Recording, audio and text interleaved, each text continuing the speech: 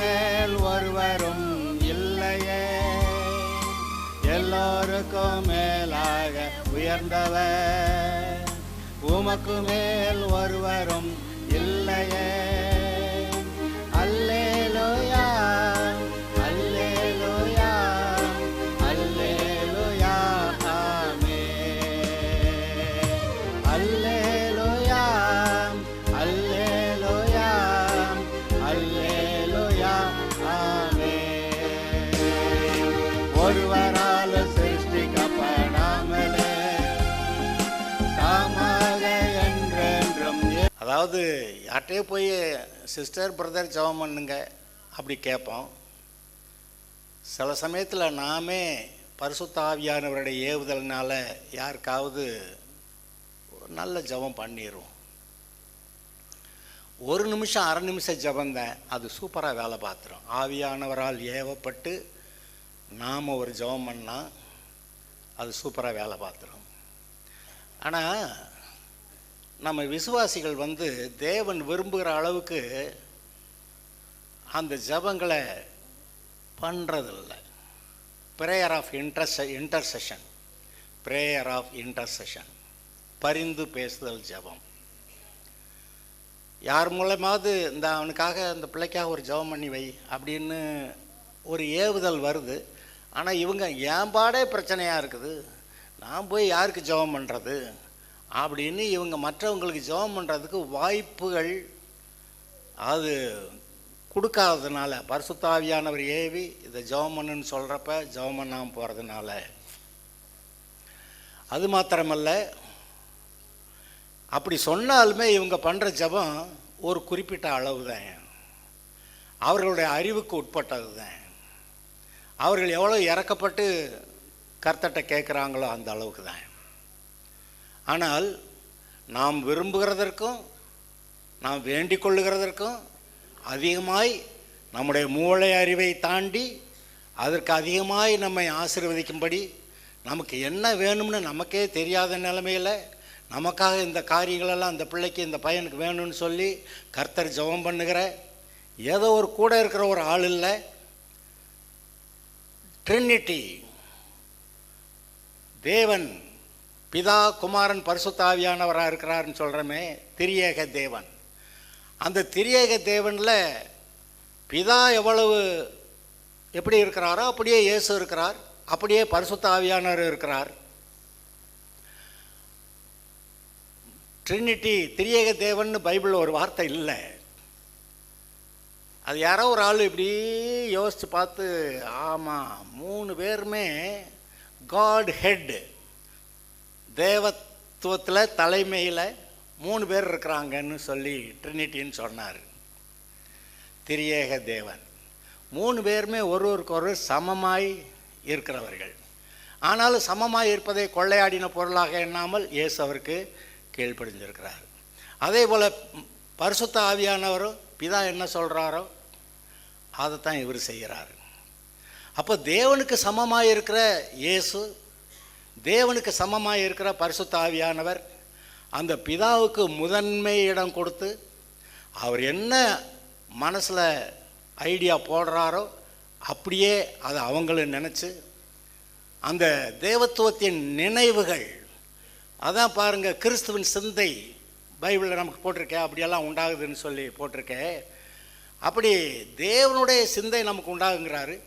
பரிசுத்த ஆவியானவர் தான் அந்த கிறிஸ்துவின் சிந்தையை நமக்கு கொடுக்குறாரு. அது பத்தாது, நம்ம அதெல்லாம் கேட்டுட்டு அதை நம்ம பயன்படுத்தி ஒழுங்காக ஜெபம் பண்ணலைன்னு, நீங்கள் ஜெபம் பண்ணாதுக்கெல்லாம் சேர்ந்து நான் ஜெபம் பண்ணுறேன்னு பரிசுத்த ஆவியானவர் நீ பேச அந்நிய பாஷையில் பேச, அதில் உட்காந்து நான் ஜெபம் பண்ணிக்கிறேன். தேவனே உங்களுக்கும் எனக்கும் ஒரு ஜெப உதவியை பரிசுத்த ஆவியானவர் மூலமாய் கொடுக்கிறார். அந்த பரிசுத்த ஆவியானவர் எப்போ நமக்காக ஜெபம் பண்ணுறாருன்னா நம்ம அந்நிய பாஷை பேசும்போது. எடுங்க ரோமர் 8:26 1-2 வசனங்களை வாசிக்கணும். ரோமர் 8:26 1-2 வசனங்களை பார்க்கலாம். இந்த வார்த்தைகளெல்லாம் அளந்து சொல்லிக்கிட்டு இருக்கிறேன்.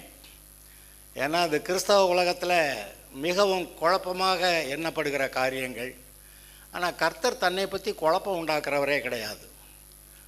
பயமுள்ள ஆவியை கொடாமல் பலமும் அன்பும் தெளிந்த புத்தியுள்ள ஆவியை கொடுக்கிறவர். பைபிளை படிக்கும்போது குழப்பம் வராது.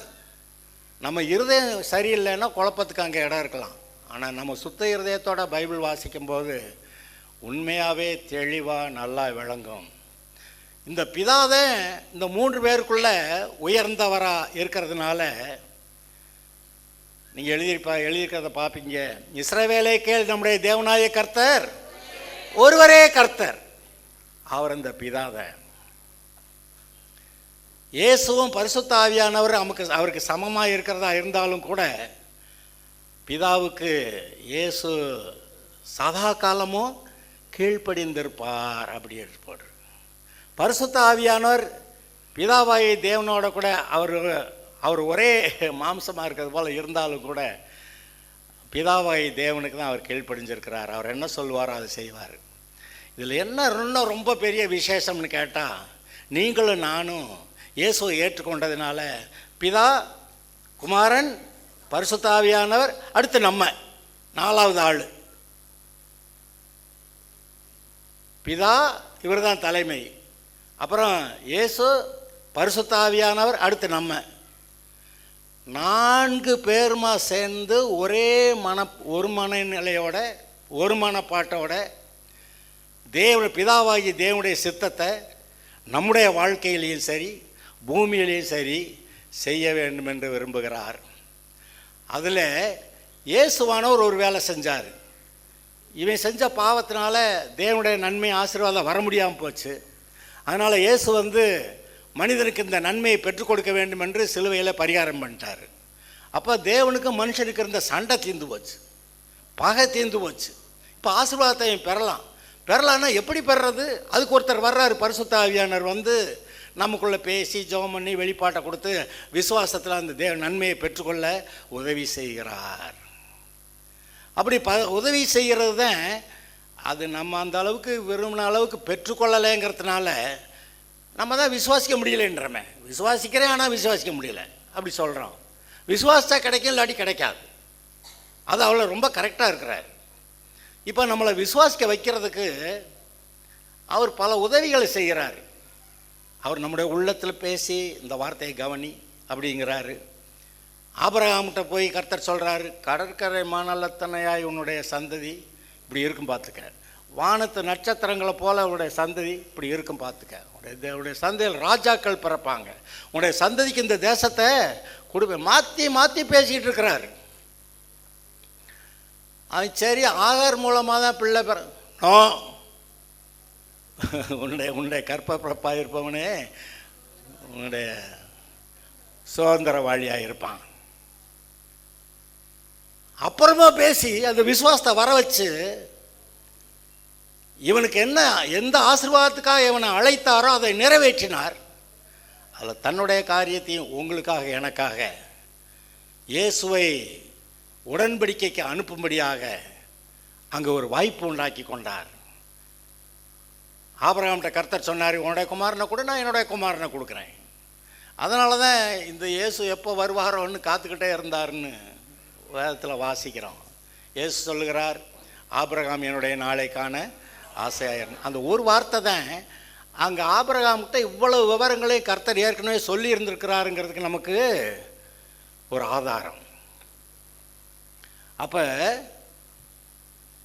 நமக்கு நன்மை செய்யும்படியாய் பிதாவாகிய தேவன் இயேசு கிறிஸ்துவ அனுப்பினார். இயேசு கிறிஸ்து பரிசுத்தாவியை அனுப்பினார். பரிசுத்தாவியானவர் நம்ம கூட இருந்து பிதா குமாரன் அவங்களுடைய பிரசன்னத்தை நம்முடைய இருதயத்தில் உண்டாக்குறாரு. தேவ பிரசன்னத்தை நமக்கு கொடுக்குறாரு, நமக்கு வெளிப்பாட்டை கொடுக்குறாரு, வழிநடத்தல் கொடுக்குறாரு. அபிஷேகம் வரும்போது நமக்கு பலன் வருகிறது. அப்போ பிசாசுடைய கிரியைகளை அழித்து விட்டு நம்ம தேவனுடைய ராஜ்யத்தை பூமியில் நிலைநாட்ட, பூமியில் தேவனுடைய ராஜ்யத்தை விரிவாக்க எல்லாம் நம்மை கொண்டு செய்கிறார். ஆனால் நமக்கு அவ்வளோ பலன் இல்லைன்னு அவரே நமக்காக ஜப உதவியை நீங்கள் அந்நிய பாஷையில் பேசுகிறப்ப ஜெப உதவியை கொடுக்குறார். அந்த ரோமர் 8:26 எடுத்தோம், வாசிச்சிடலாம். அதுபடியே ஆவியானவரும் நமது பலவீனங்களில் நமக்கு உதவி செய்கிறார். நாம் ஏற்றபடி வேண்டிக் கொள்ள வேண்டியது என்ன என்று அறியாமல் இருக்கிறபடியால் ஆவியானவர் தாமே வாக்கு கடங்காத பெருமூச்சுகளோடு நமக்காக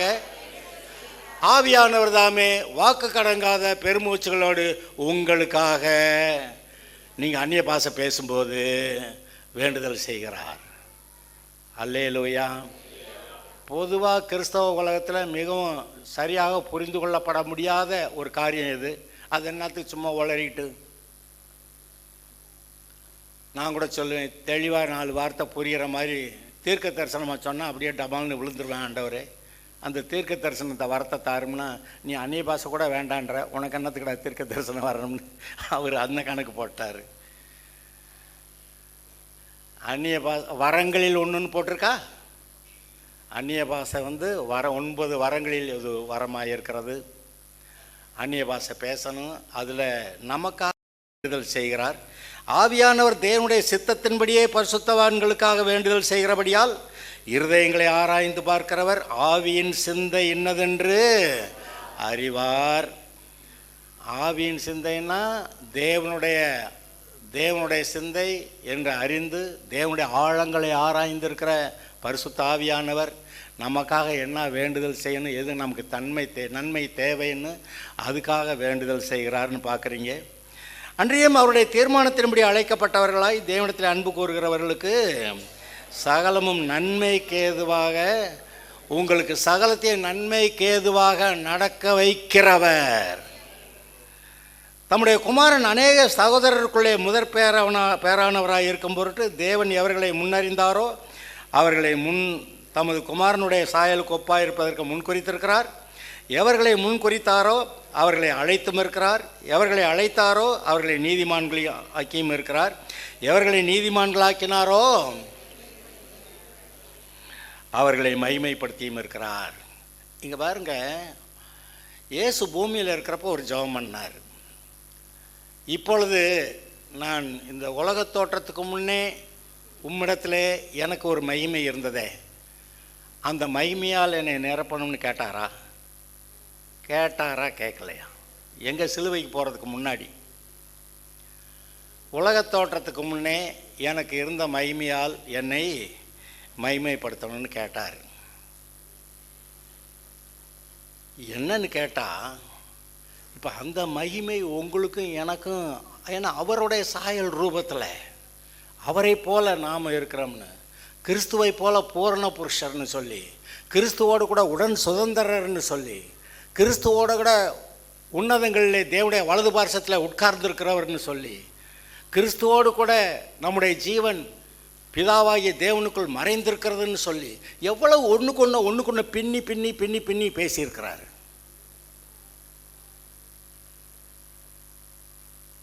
நான் இப்போ 2 நாளாக உட்காந்து பேசிக்கிட்டு இருக்கிறோம்.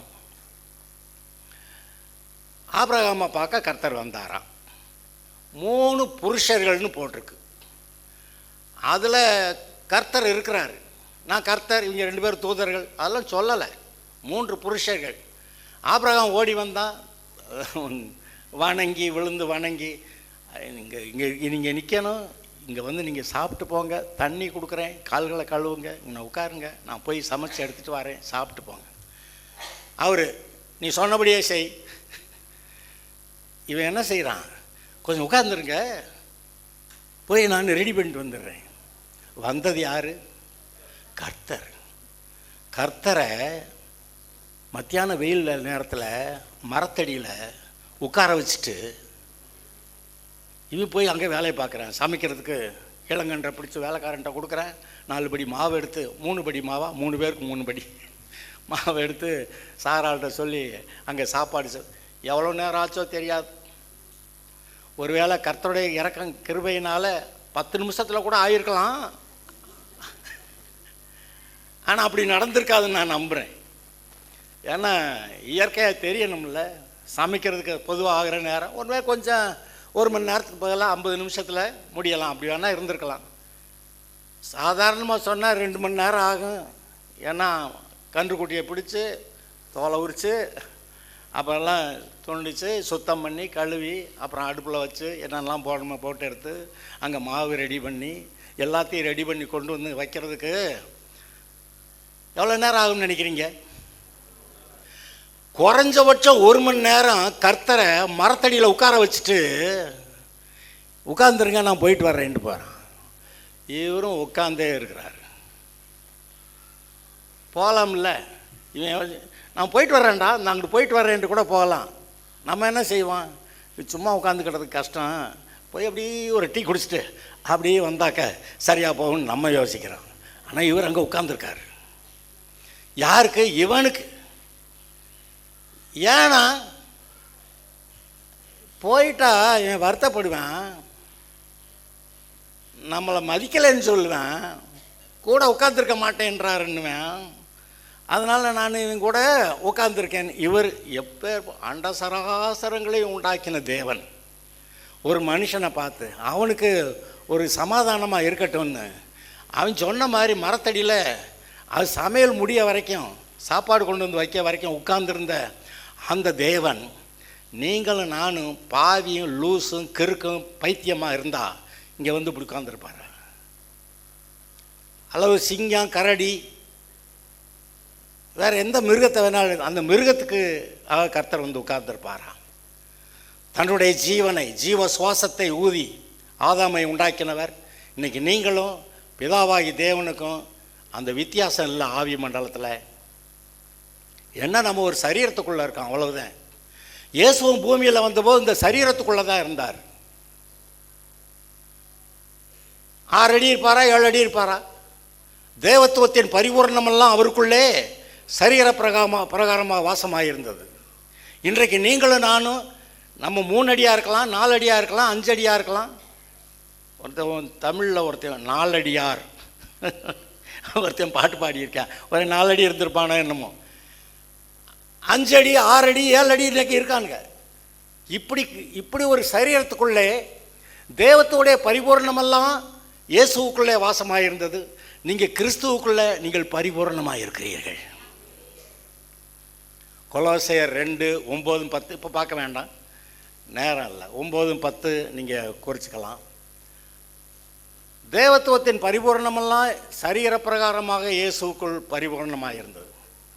அதே போல் நீங்கள் கிறிஸ்துவுக்குள் பரிபூர்ணம் உள்ளவர்களாக இருக்கிறீர்கள். இப்படி இருக்கும்போது நீங்களும் தேவனும் எந்த அளவுக்கு வித்தியாசம், தேவனை விட நீங்கள் எந்த அளவுக்கு தரக்குறைவானவர்கள்.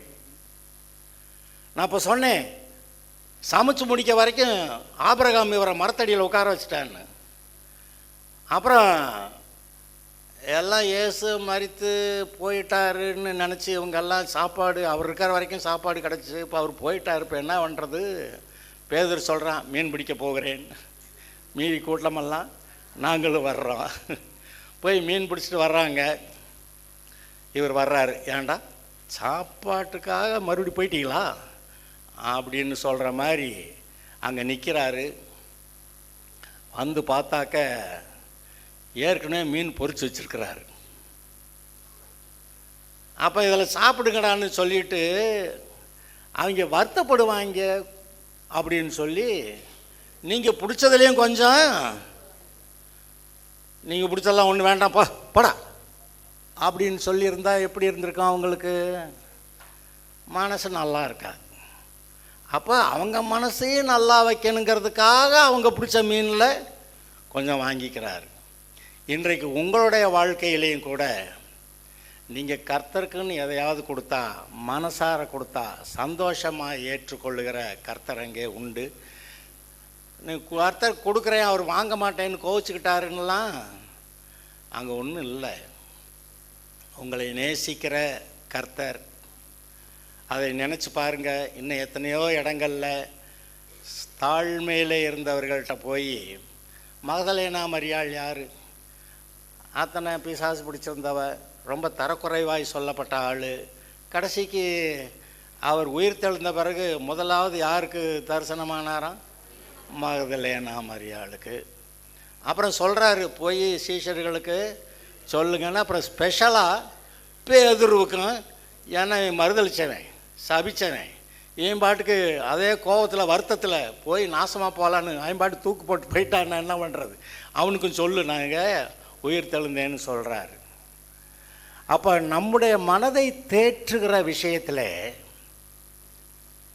அவர் மரத்தடியில் 3 மணி நேரம் உட்காந்துருந்தாருன்னா உட்காந்துருந்தார் தான். உங்களுக்காகவும் ஏதோ ஒரு இடத்துல உங்களுக்காக காத்திருக்கிறார், உங்களுடைய இருதயம் சீர்பட வேண்டும் என்று. இப்போ தான் ஒரு பாட்டு பாடணும், சீர்படுத்துவார், ஸ்திரப்படுத்துவார், பலப்படுத்துவார், நிலைநிறுத்துவார். உங்களுக்காக அதை செய்வார். உங்களுக்காக காத்திருக்கிற கர்த்தர் உண்டு. இவரை நீங்கள் வேத வாக்கியங்களை வாசிக்கும் போது அவர் என்ன செய்கிறார் என்று பார்க்கலாம்.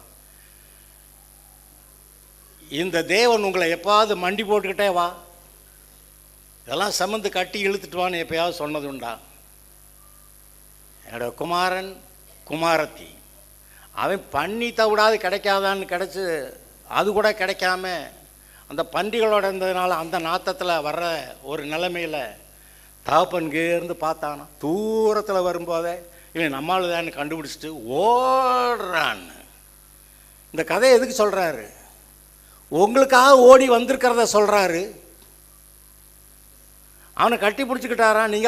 நீங்களும் நானும் ரொம்ப பரிசுத்தவான்களா கட்டி பிடிச்சிக்கிறதுக்கு? அவன் பன்றி நாட்டத்தோடு இருக்கிறவனை கூட கட்டி பிடிச்சிக்கிட்டு முத்தம் வேற. உங்களுக்கு முத்தம் கொடுக்குறாரா? நம்ம முத்த காட்சிகளே வேண்டான்னு தானே சொல்லுவோம். சினிமாவிலையும் சரி இங்கேயும் சரி, அது ப்ரைவேட் அப்படி சொல்லிடுவோம். முத்தம் கொடுக்குறாராம். முத்தம் கொடுத்து கூட்டி போய் அவனை குளிப்பாட்டி அவனுக்கு நல்ல ட்ரெஸ்ஸை போட்டு கையில் மோதிரம், காலில் செருப்பு, பாதரட்சைகள். இந்த வீட்டில் அதிகாரம் உள்ளவன் முத்திரை மோதிரம், வீட்டில் அதிகாரம். இப்படியாக தேவன் உங்களையும் என்னையும் ராஜாக்களும் ஆசாரியர்களும் ஆக்கின, தன்னோடு கூட பக்கத்திலே உட்கார வைத்திருக்கிற, கிறிஸ்துவோடு கூட உடன் சுதந்திரர் என்று சொல்லி உங்களையும் என்னை அப்படி மேன்மையாக நினைக்கிற இப்படிப்பட்ட தேவன் வேற எங்கேயாவது யாராவது கண்டுபிடிச்சிங்களா?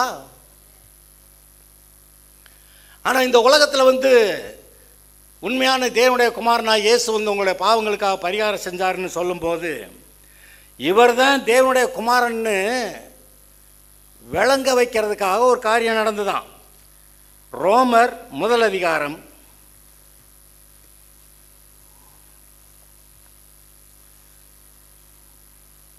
5வது வசனம். மாம்சத்தின்படி தாவீதின் சந்ததியில் பிறந்தவரும் பரிசுத்த ஆவியின்படி சுதனென்று மரித்தோரிலிருந்து உயிர்த்தெழுந்ததினாலே பலமாய் ரூபிக்கப்பட்ட தேவகுமாரனுமாய் இருக்கிறார். செத்த ஆள் ஒருத்தர் எந்திரிச்சு வந்திருக்கான்னா அது யார் நம்புவா? மரித்த ஒருவர் இயேசு எழுந்திருக்கிறார், இவர் தான் தேவனுடைய குமார். அதனால தான் ப்ரூடுன்னு சொல்லியிருக்கிறோம். ஒருவேளை அடுத்த வாரத்தில் தான் அப்படி பாடுவேன்னு நினைக்கிறேன். பலமாக ரூபிக்கப்பட்ட தேவகுமாரன் அப்படின்னு ஒரு பாட்டு வருது. ஒருவேளை அடுத்த வாரத்துக்கு இதை பாடலாம். பலமாய் ரூபிக்கப்பட்ட தேவகுமாரன். இப்படி தான் மனுஷருக்கு மரித்து 3 நாள் கழித்து உயிரோடு எழுந்து மரணத்தை ஜெயித்த, அதனால் இவர் தேவகுமாரன் என்று நிரூபிக்கப்பட்ட ஆளாக இருந்து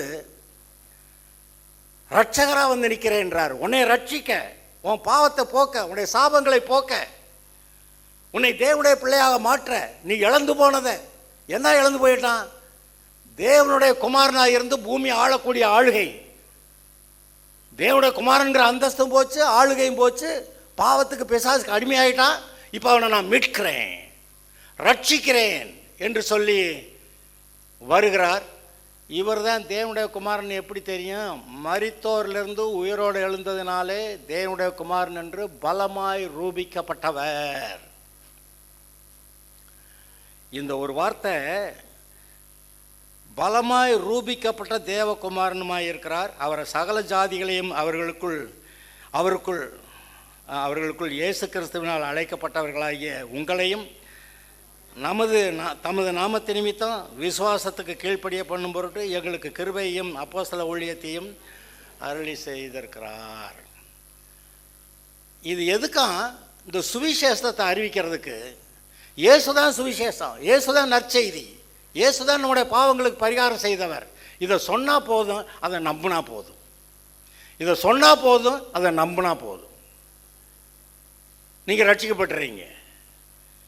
அதில் 16, 17 2 வசனங்கள். ஆகையால் கிறிஸ்துவின் சுவிசேஷத்தை குறித்து வெட்கப்படேன். முன்பு யூதரிலும் பின்பு கிரேக்கரிலும் விசுவாசிக்கிறவனவனோ அவனுக்கு ரட்சிப்பு உண்டாவதற்கு இந்த சுவிசேஷம் தேவ பலனாய் இருக்கிறது. விசுவாசத்தினாலே நீதிமான் பிழைப்பான் என்று எழுதியிருக்கிறபடி விசுவாசத்தினால் உண்டாகும் தேவ நீதி விசுவாசத்திற்கென்று அந்த சுவிசேஷத்தினாலே வெளிப்படுத்தப்படுகிறது. பலமாய் ரூபிக்கப்பட்ட தேவகுமாரனாய் இயேசு, அவர் நம்முடைய பாவங்களுக்கு பரிகாரம் செய்ததினாலே இன்றைக்கு அவரை ஏற்றுக்கொண்டால் போதும், நீங்கள் தேவனுடைய பிள்ளையாகிறீர்கள். அவரிடத்தில் விசுவாசம் உள்ளவர்களாகி அவரை ஏற்றுக்கொண்டவர்கள் எத்தனை பேர்களோ அத்தனை பேர்களும் தேவனுடைய பிள்ளைகளாகும்படி அதிகாரம் கொடுத்தார். அவர்கள் இரத்தத்தினாலாவது புருஷனுடைய சித்தத்தினாலாவது மாம்ச சித்தத்தினாலாவது பிறவாமல் தேவனாலே பிறந்தவர்கள். நீங்கள் தேவனாலே பிறந்தவர்கள் தானா? ஹல்லேலூயா. அப்போ உலகத்தை ஜெயிக்கிறவர்கள் தானா? கர்த்தர் உங்களோட கூட இருக்கிறாரா? ஜெயம் கொடுக்கிறவராக இருக்கிறாரா? ஜீவனுள்ள நாளெல்லாம் ஒரு நாய்கள் உனக்கு முன்பாக எதிர்த்து நிற்பதில்லைங்கிறாரா? Hallelujah. You are a special kind, ஒரு விசேஷமான வகைரா.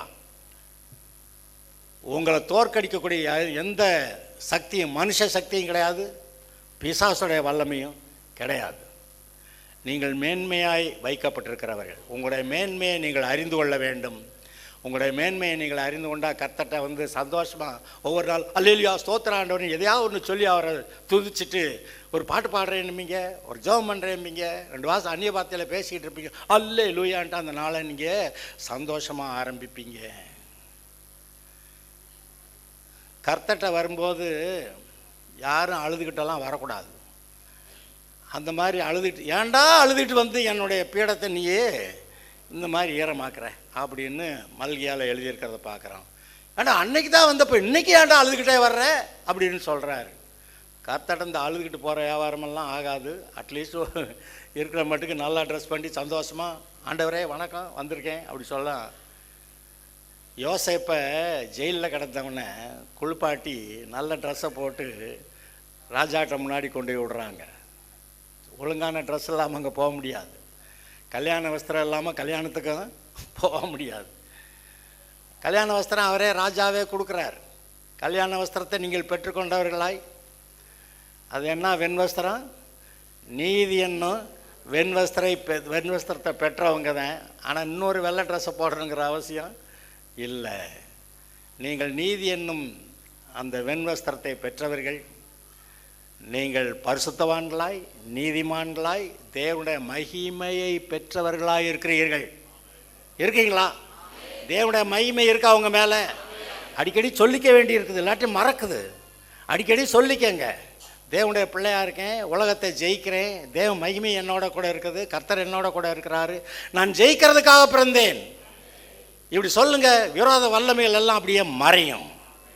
ஒரு பாட்டு பாடினேன், இல்லாமல் செய்வேன் என்று சொன்னோர் முன் எல்லாம் மறந்து போச்சு.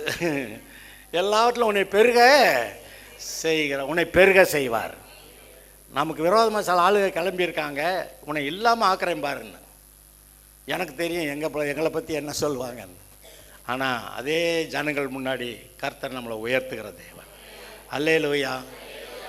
இந்த ரட்சிப்பு இயேசு கிறிஸ்துவுக்குள்ள மட்டும்தான் இருக்குது, வேற எங்கேயும் கிடையாது. நம்முடைய பாவங்களுக்கு பரிகாரம் செய்த ஒரே ஒருத்தர் இந்த அண்ட சராசரங்கள்லையும் இயேசுவை தவிர வேறு யாரும் கிடையாது.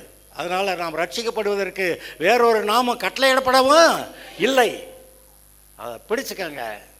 நீங்கள் நல்ல ஒரு ஆசீர்வாதமான ஜெயமான கர்த்தருக்கு மகிமையான ஒரு வாழ்க்கையை நீங்கள் வாழ்வீர்கள். Okay, God bless you. எழுதிட்டு